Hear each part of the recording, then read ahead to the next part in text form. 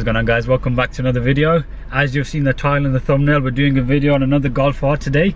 It's a 7.5R Performance Pack with an APR Stage 1.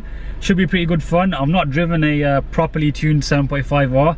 I've done one with a JB4, but this one will be the first with a sort of ECU tune. I've also never driven an APR car as well, so it should be pretty good. This particular car has practically every option on it, so I will do a little walk around of all the spec and stuff. But before we get into that though, guys, I just want to give a quick shout out to Lord Timepieces, who've kindly sponsored a few of my videos. They sort of specialise in like affordable luxury sort of watches like this one. They've also given us a discount code if you guys are interested. The code is Hamza 10, gives you 10% off. The link will be in the description box below. Check it out and let me know what you think. Yeah, let's just see what happens when the car turns up. Usual spot, of course.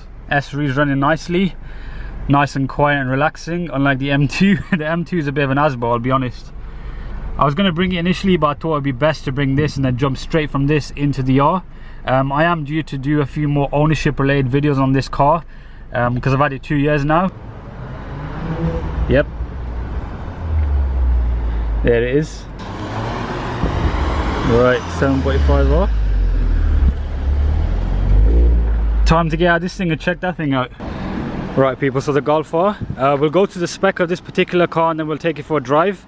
Like I said, this particular one is a facelift, so it's a 7.5R and it's got a lot of options.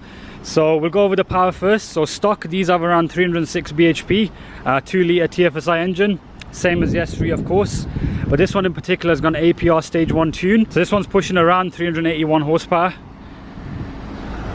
Nice upgrade from stock, so it's around 306 stock.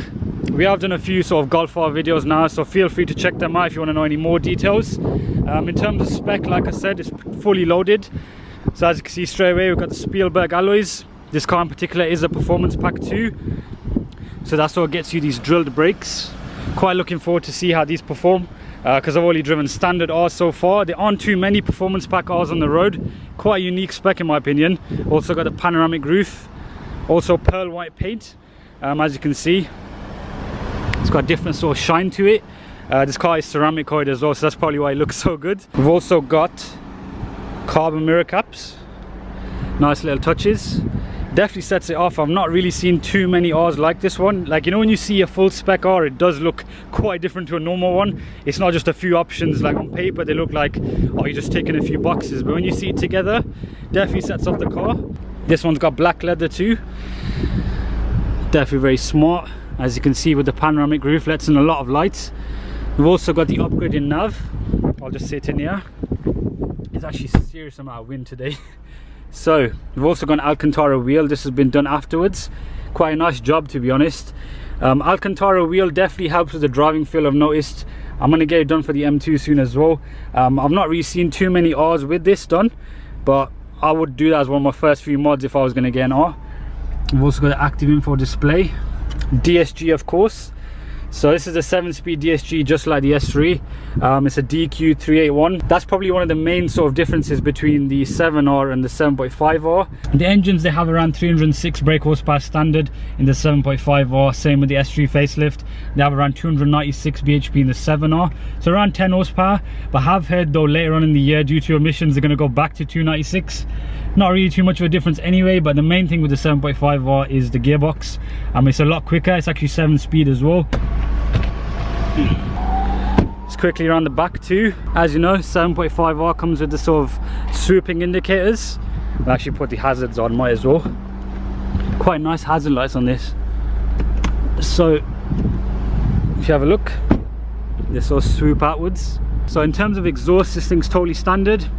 To be honest, I think the standard exhaust is loud enough. One of the appeals of the R to me is that it's a sleeper car. It's of a classy normal car that just happens to be fast. You can make them really loud with stuff like a Remus or D-Catony and stuff, but in my opinion I do think the standard cars are loud enough. Same with the S3 of course. In terms of tyres, this car's got Pirellis. These are the Pirellis that come with the car standard. Of course the Spielberg wheels. They're around 235 at the front. As you know, I'm a bit of a fan of the Michelins, but the Pirelli should be pretty good. We'll see how they perform on the country roads. Right, let's make some noise. Right, so hazards off. So let's just put it into race mode. This car in particular has got dynamic chassis control too, which is like adaptive sort of suspension, or mag ride on an Audi, same sort of thing. Is an option I'd go for as well. But yeah, let's just see how it sounds.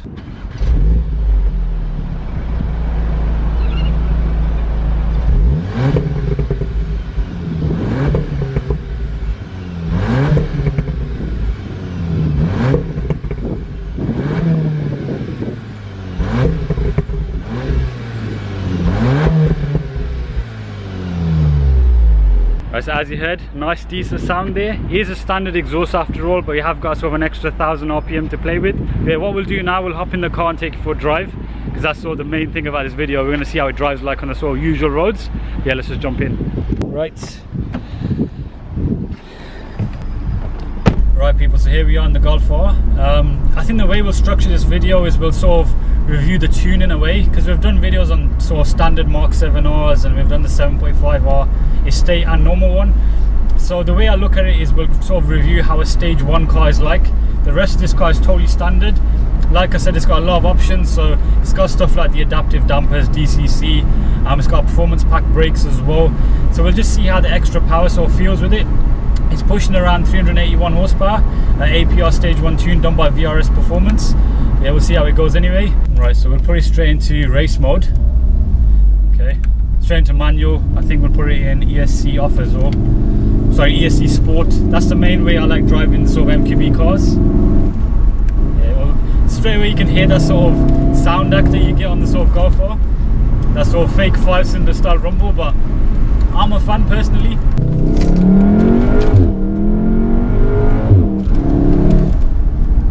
It definitely feels a lot more urgent straight away. See, the thing is, I was looking forward to driving a 7.5R with the tune.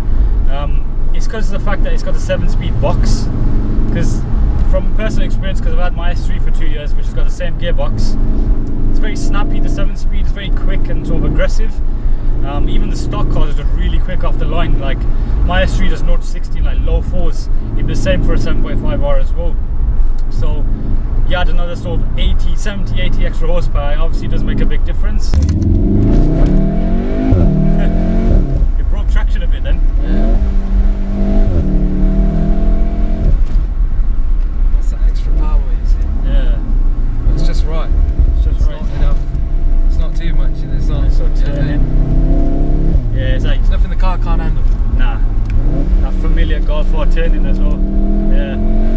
Yeah, see, my S3 doesn't do that. I mean, it'll turn in because I've got Michelin Pilot Sport 4s on it now.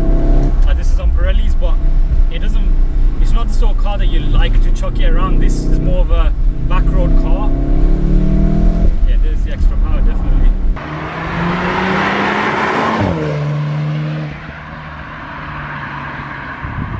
Quite impressed with the ride as well. DCC is really good. I mean, this road is quite sort of cambered as well. The car will get chucked around a fair bit, especially if it's quite hard riding. Yeah, see, to me that's loud enough. I mean, don't get me wrong, there still is that sort of lag because it's a 2 litre, so you have to wait sort of a split second before the boost comes in. But once it comes in, you're flying, trust me. Compared to something like a JB4, the JB4 feels like the stock power band with like sort of added power. This has a lot more sort of a thrust in a way. Yeah. Look at the sort of body control as well. See, I noticed straight away, you know, when we jumped in the car, yeah, and we were just cruising up to these roads, and there was sort of a few sort of speed bumps and stuff. And when the car's in comfort mode, there's like a noticeable difference from race mode. Whereas like when the car's not got DCC or it's not got sort of mag ride, the sort of difference isn't really there. It's more sort of like throttle position, etc. I mean, like, it's not like crazy fast in terms of like, you know, it shoves you in the back. It's a nice progressive power delivery, as expected though. It's probably the way the tune is developed as well. A lot of people do like this sort of power band. Yeah, I just love these things from the way they handle. That's the main thing. You know, when I get in an R, I just love the way they sort of thread through, like, you know, sort of twisties, and like you could just hold the line.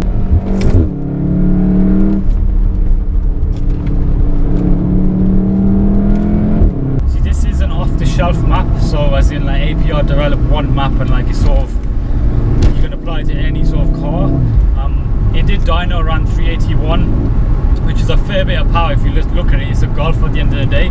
If you think back 10 years ago how much cars were putting out, now we've got 380 bhp stage 1 in essentially a Golf. You can put it into sort of normal mode and drive it like a normal TDI if you want to. So the dual personality is one thing that's great about the Golf R, but we've talked about it many times on this channel, so that's nothing new. Yeah, it gets off, man. It definitely gets off. No, I'm thinking let's just launch it here. It's clear behind us. Right, launch control. We put it back to S mode. It's already ESC Sport anyway.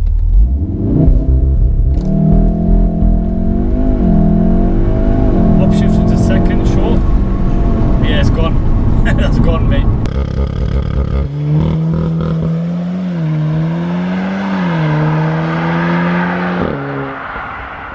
See, for my driving style now, arguably the R is better for my sort of use. Like the S3, like, okay, I use it for daily stuff here and there, but I don't really know how much longer I'm going to keep that car. And to be honest, if I was choosing between the two, it'd be a lot more difficult now, because I like going to sort of back roads. When I first got the S3, I never used to hit back roads as much as I do now with the videos and stuff. So if you're looking like between the two and you're choosing, the best way to do it is to drive both and see what suits your purposes better. Like the S3 is nice like for cruising, and you feel more sort of slung in there, like I mentioned. You got like shorter windows, and like, of course, the interior is subjective too. You get a lot of stuff like Napa leather standard, whereas the R you have to pay for upgraded leather. But then you've got other stuff standard on the R which the S3 doesn't have. Like Audi like to make you pay for everything, so there is that trade-off. But yeah, both are good cars in their own way. There's no sort of definitive answer to that. It's just so subjective.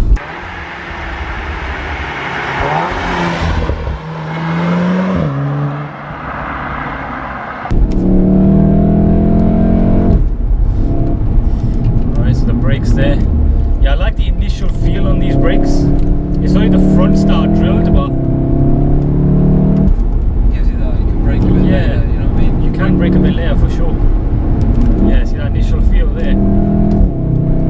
It's just added a bit more confidence to it. See what I've noticed, every sort of little bit adds to sort of a big difference in a way. As we've got a tractor coming. Jesus. Right, so that's a good way to test the brakes. Bloody hell. See, that's what happens when you're filming, these sort of things crop up. Yeah, oh, look at this.